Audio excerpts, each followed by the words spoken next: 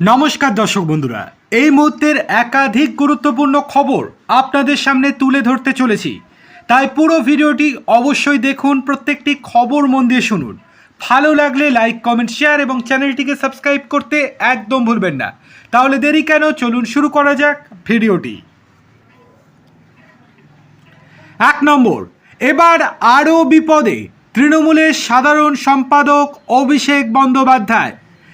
আজকে অসুস্থতার দরুন হাজিরা দিচ্ছেন না তিনি ভবানী ভবনে, কিন্তু চুপ করে বসে নেই সিআইডি।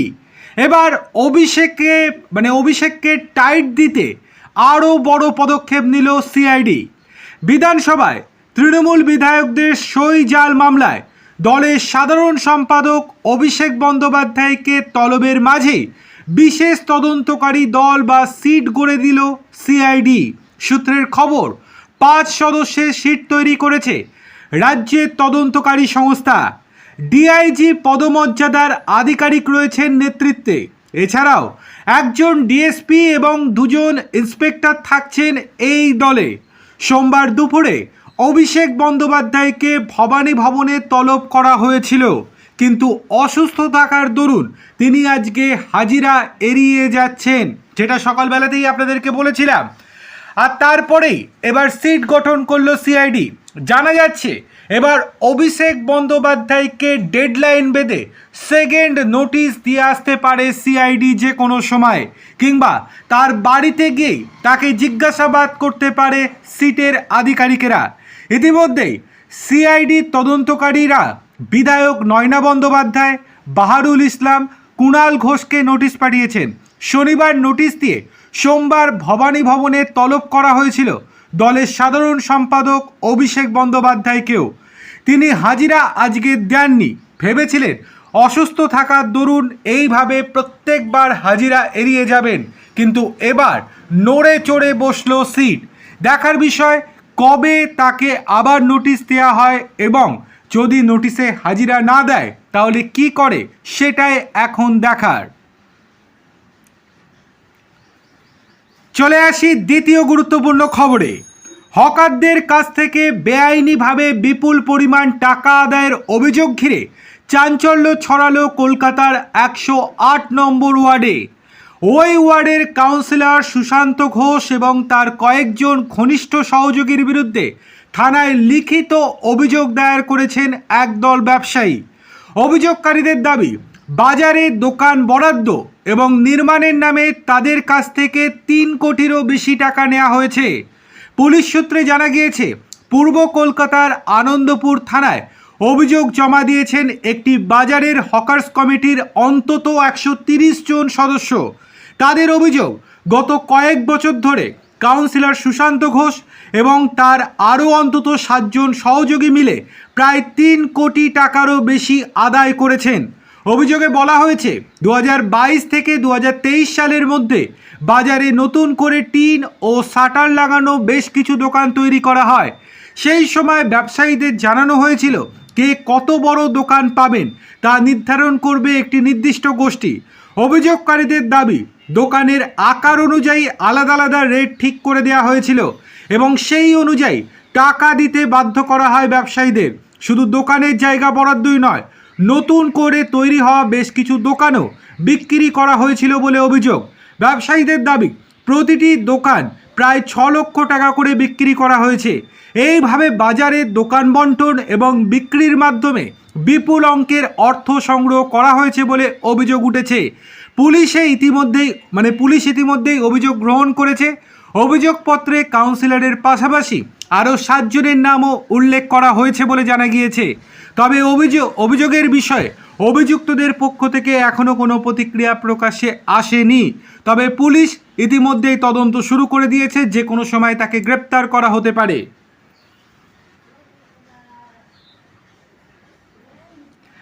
চলে আসি পরের খুব গুরুত্বপূর্ণ খবরে।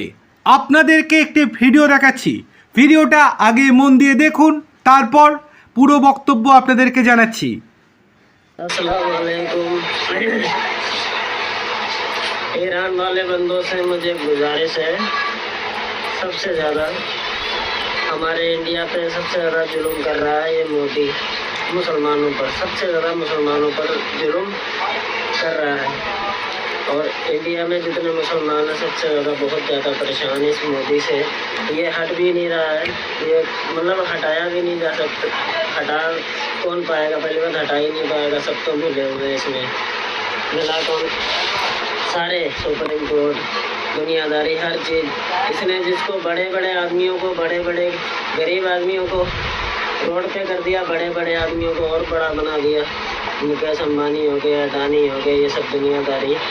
अगर देखा जाए तो बहुत कुछ सबको इसने भिखारी बना दिया है और गरीब आदमी को गरीब कर दिया है, बड़े को बड़े बना दिया, अपने यारों को ही इसने बनाया। तो हमारी यही गुजारिश है हाथ जोड़ से ऐसे करके कि हमारी इंडिया पर कम से कम 500 मिसाइल दागो ईरान वालों कि इसके मोदी को जगह ना मिले भागने के लिए। बस यही गुजारिश है। 3-4 ना है, कम से कम 5-6 हज़ार मिसाइल फेंक तो इंडिया की कतई बात छूट जाए 1 मिनट में।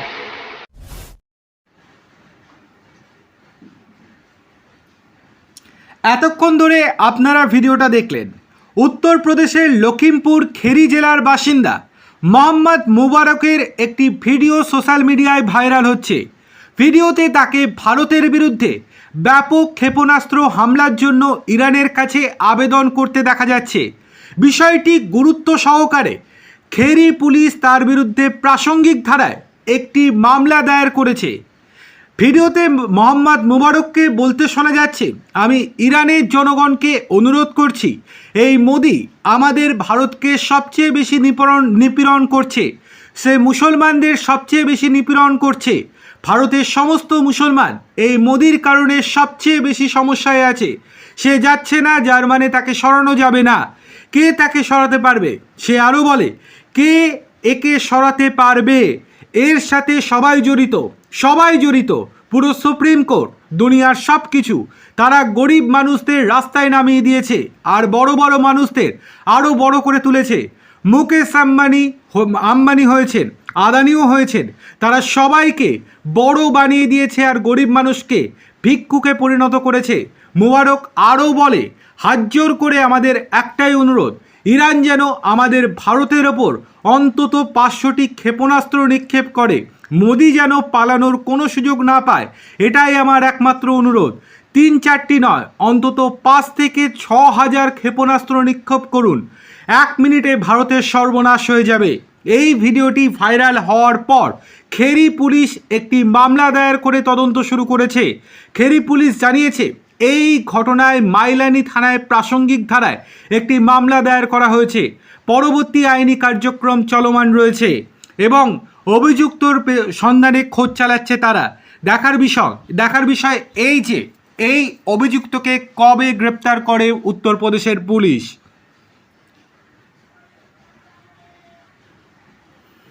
চলে আসি পরের গুরুত্বপূর্ণ খবরে।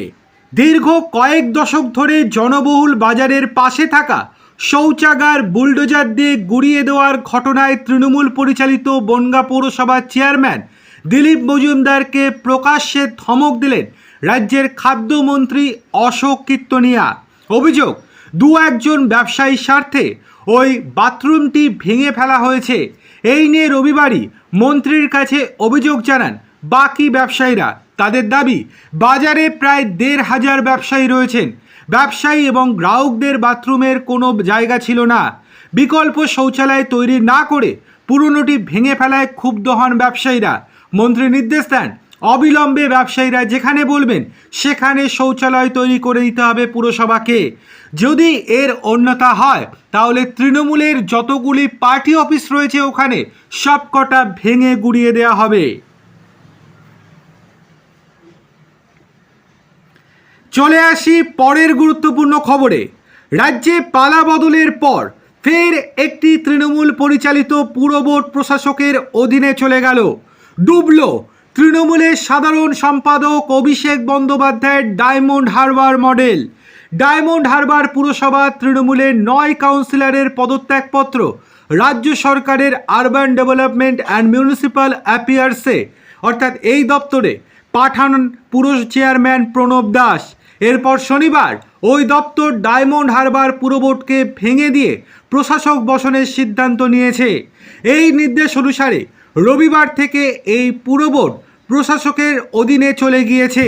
জানা গিয়েছে ডায়মন্ড হারবারের মহকুমা শাসককে অয়ন দত্ত গুপ্ত প্রশাসক হিসেবে পুরসভার দায়িত্ব নিয়েছেন।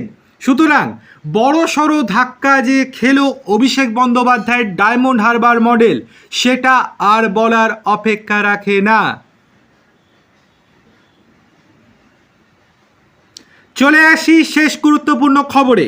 রবিবার ছুটির দিনে উল্লেখযোগ্য রায় দিল কলকাতা হাইকোর্ট। অবৈধ জমিতে ফ্ল্যাট কিনে ক্রেতা আইনি সুরক্ষা দাবি করতে পারবেন না, সেই অবৈধ নির্মাণ ভাঙা হবে, এমনই কড়া নির্দেশ দিল হাইকোর্ট। হাওড়া পুরসভার বেআইনি নির্মাণ মামলায় জানালো রবিবার ছুটির দিনে কলকাতা হাইকোর্টের বিশেষ বেঞ্চ। রবিবার বিচারপতি দেবাংশু বসাক এবং বিচারপতি ঋতব্রত কুমার মিত্র ডিভিশন বেঞ্চ তাদের পর্যবেক্ষণে জানায়, অবৈধ নির্মাণে ফ্ল্যাট কিনলে ক্রেতা অতিরিক্ত আইনি সুরক্ষা পাবেন না। ফ্ল্যাট বিক্রেতার চেয়ে তার আইনি অধিকার বেশি হতে পারে না। হাওড়া পুরসভার একটি 4 তলা ভবন নির্মাণকে কেন্দ্র করে প্রথমে বিতর্ক শুরু হয়। ওই ভবনটি পুরসভা অনুমোদিত নকশা মেনে তৈরি কিনা সেই নিয়ে দুই প্রতিবেশীর মধ্যে বিরোধ দেখা দেয়। 2024 সালের ফেব্রুয়ারি মাসে হাইকোর্টে মামলা দায়ের হয়। আদালত ওই বিষয়ে পুরসভাকে তদন্ত করতে নির্দেশ দেয়। তদন্তে কি উঠে আসে? তদন্তে উঠে আসে পুরো বাড়িটি নির্মাণে পুরসভার নিয়ম একেবারেই মানা হয়নি। তবে 3 তলা পর্যন্ত নির্মাণ করার অনুমোদন পেয়েছিল। 4 তলা অর্থাৎ অতিরিক্ত 1 তলা বেআইনিভাবে নির্মাণ করা হয়েছে। পুরসভা প্রথমে বাড়ির মালিককে অবৈধ অংশ ভেঙে ফেলার নির্দেশ দিয়েছিল। সেই নির্দেশ না মানায় পুরসভা নিজেই ভাঙার কাজ শুরু করে। যদিও অভিযোগ 4 তলার পুরোটা না ভেঙে সেই অভিযান শেষ করা হয়েছিল। এর মধ্যেই 2025 সালের নভেম্বরে ফ্ল্যাটটি কিনে নেন মামলাকারী। বর্তমানে পুরসভা ওই 4 তলা ভেঙে ফেলার কাজ শুরু করে। অমনি আদালতে যান মামলাকারী। তবে ডিভিশন বেঞ্চ জানিয়েছে ওই বাড়ি ভেঙে ফেলার কাজ করতে পারবে পুরসভা, বাধা দিতে পারবেন না মামলাকারী।